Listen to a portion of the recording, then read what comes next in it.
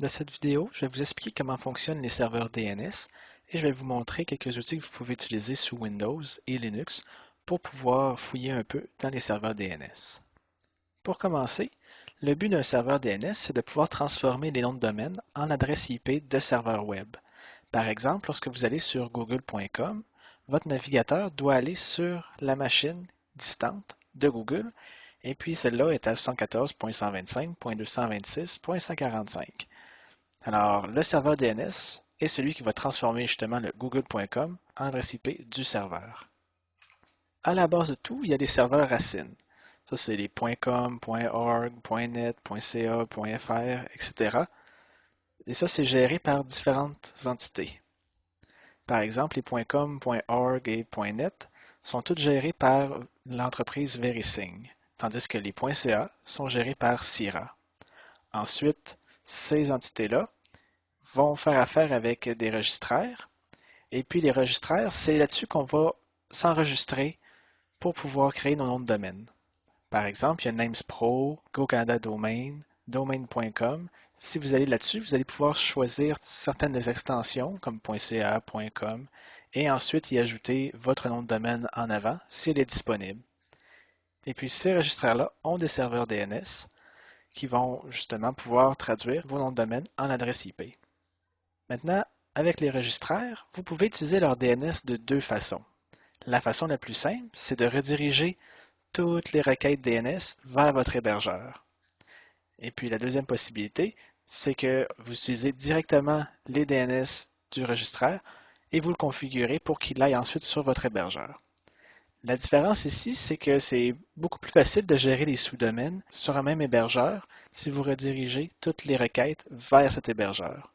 Par exemple, si vous avez un hébergement chez iWeb, vous allez avoir accès à un cPanel, qui est un logiciel web, dans lequel vous pouvez gérer vos sous-domaines. Et dès que vous créez un sous-domaine, ça va créer autant les documents sur l'hébergeur, mais aussi les entrées dans le serveur DNS pour pouvoir traduire les sous-domaines en serveur.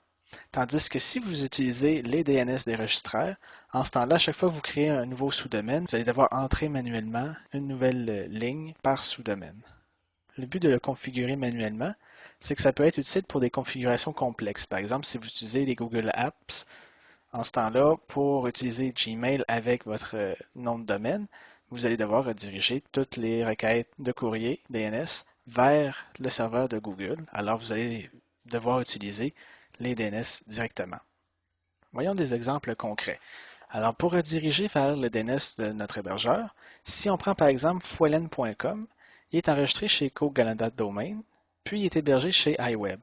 Le serveur iWeb, si on regarde ici, son adresse IP est le 174.142.230.146. Alors, ce que je veux, c'est que foelen.com soit redirigé ici. Alors, qu'est-ce qui va arriver lorsque quelqu'un va naviguer sur notre site? Ça va aller au DNS de GoCanada Domain, qui est le ns69.domaincontrol.com. Et puis lui, il va dire, c'est pas moi qui gère le nom de domaine, c'est iWeb. Alors, le name server, c'est ns1.panelboxmanager.com. Ça, c'est le serveur DNS d'iWeb. On peut le voir ici, DNS d'iWeb, c'est ça. Alors ensuite, on va se connecter à ce serveur-ci, et puis on va recevoir comme réponse un A. Ça, c'est le type choisi pour pouvoir envoyer l'adresse IP. Puis ça nous donne l'adresse IP du serveur web, et puis là, notre navigateur peut se connecter directement sur cette adresse. Maintenant, en utilisant le DNS du registraire, si on prend pgon.ca, qui est un autre de mes sites web, il est enregistré chez NamesPro, ça c'est notre registraire, et il est hébergé encore chez iWeb, mais le serveur d'iWeb a une adresse IP différente. Alors j'ai le serveur d'iWeb, et puis là, on peut voir que je n'utilise plus le DNS de iWeb, mais le DNS de NamesPro. Alors là, si quelqu'un va essayer de se connecter à pgon.ca, il va regarder sur ns1.namespro.ca. Lui, il va recevoir directement un A avec l'adresse IP du serveur d'iWeb. J'ai fait ça de cette façon-là parce que je voulais après ça rajouter un sous-domaine qui s'appelle home.pgon.ca, mais qui n'est pas hébergé chez iWeb. À la place, je veux qu'il me donne l'adresse pvnet.dndns.org. Parce que DNDNS, pour ceux qui ne le connaissent pas, c'est un service qui permet d'avoir une adresse IP qui change et qu'elle soit toujours mise à jour avec un nom spécial. Moi, je choisis pvnet. Alors, lorsqu'on va sur pvnet.dns.org, ça donne mon adresse chez moi. Et puis là, ce que je voulais, c'est que home.pgon.ca redirige chez moi. Alors, je lui donne un canonical name de pvnet.dns.org. Donc, ce qui va se passer après, c'est qu'on va devoir se connecter sur le DNS de DynDNS, qui est ns1.dindns.org, et on demande pvnet.dindns.org.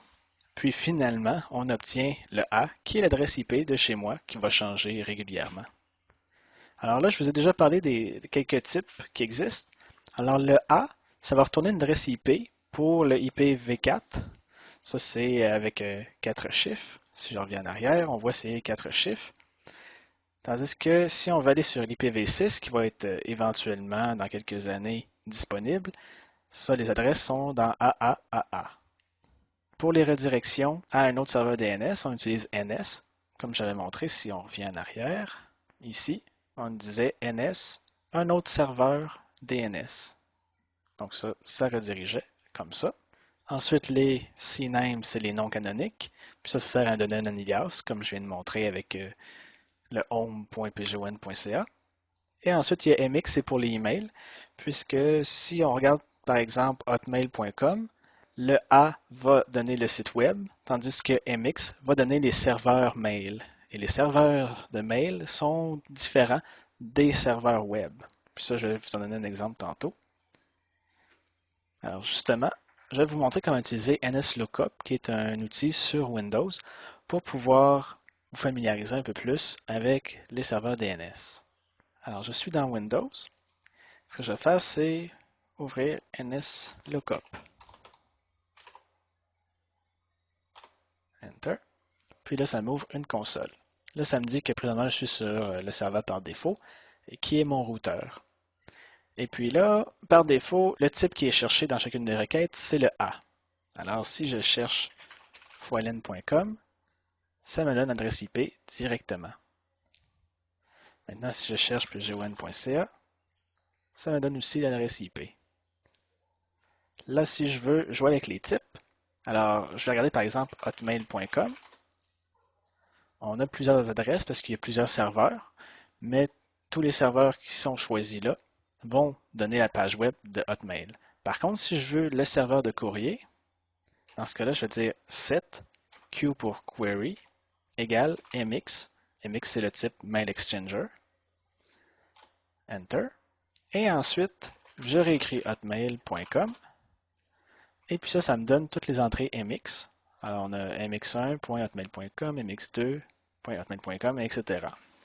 Alors ça, c'est un petit cours rapide sur comment utiliser NSLOOKUP pour Windows. Et maintenant, si vous êtes sous Linux, le programme s'appelle dig. Je suis donc présentement dans mon Ubuntu, dans une ligne de commande, et puis je vais écrire dig.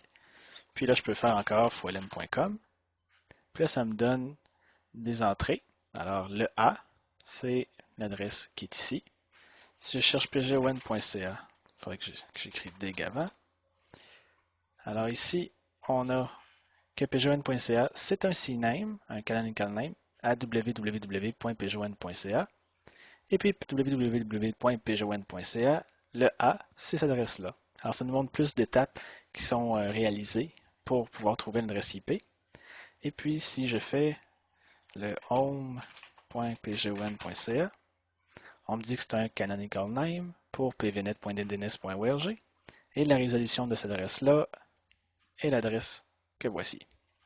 Là, si je veux faire la même chose pour Hotmail que tantôt, alors je fais dig hotmail.com, j'ai plusieurs adresses A.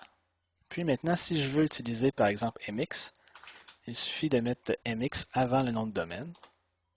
Et puis là, j'ai mes 4 MX de tantôt. C'est ce qui fait le tour de ce que c'est un serveur DNS.